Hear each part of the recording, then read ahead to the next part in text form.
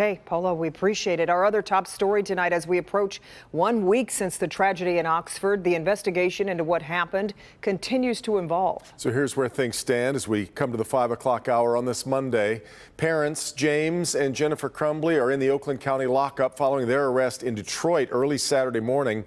The suspect in the case, Ethan Crumbly, is there as well, but all three not allowed to have any contact with each other. Also today, the suspected shooter has been appointed an attorney by the court, while his parents have hired their own lawyers. All that comes as the artist accused of sheltering the Crumblys is set to meet with investigators. Now, this is all happening amid the possibility new charges could be coming in the case still. For that part of the story, we want to bring in Defender Sean Lay. And Sean, this is all surrounding the purchase of that gun.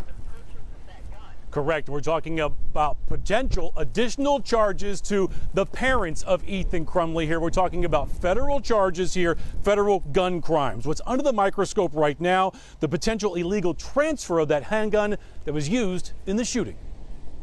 It is a federal crime to purchase a handgun in your name only to give that handgun to someone else. It's called a straw purchase. The Local 4 defenders asking law enforcement expert Steve Dolant about straw purchases. Steve, what is a straw purchase? Straw purchase is when I go and buy a handgun and I claim it's for me, but it's not. It's either for someone who's a felon, someone who can't get a weapon on their own, or for a minor. The defenders have confirmed federal prosecutors are now looking at the parents of accused Oxford school shooter Ethan Crumbly for allegedly violating federal laws when the handgun in the Oxford shooting was purchased. Investigators confirm Father James Crumbly bought the handgun in his name. Crumbly's mother, Jennifer, confirmed the potential illegal transfer of that firearm to 15-year-old Ethan in an Instagram post saying the gun was for her son. The weapon was bought for him. He had easy access to it. It was not safely secured.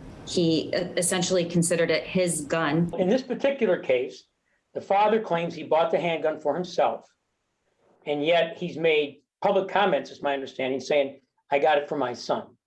Well, the son's not 21, and it's a handgun. Even if you were to purchase a rifle, the person you're giving it to has to be at least 18. Back here live, Ethan Crumbly is 15 years old. Another federal crime I'm told is being looked at here is bringing a handgun within 1,000 feet of a school. Devin, Kimberly, back to you. Sean, I want to know about other potential charges against the man who may have helped the Crumblys. What do we know about that? Yeah, we're talking right. More charges here in this particular case. And you're talking about the man, the artist in the warehouse where the Crumblys were found early Saturday morning. There is a connection there between the parents and the artist. At 6 o'clock, we're going to hear from our Local 4 legal analyst Neil Rockheim about the potential charges here. But also the artist, as you mentioned, Kimberly, is now meeting with sheriff's investigators at this hour. We'll hear what he has to say after that at 6 o'clock. Okay, we'll talk to you then, Sean. Thank you.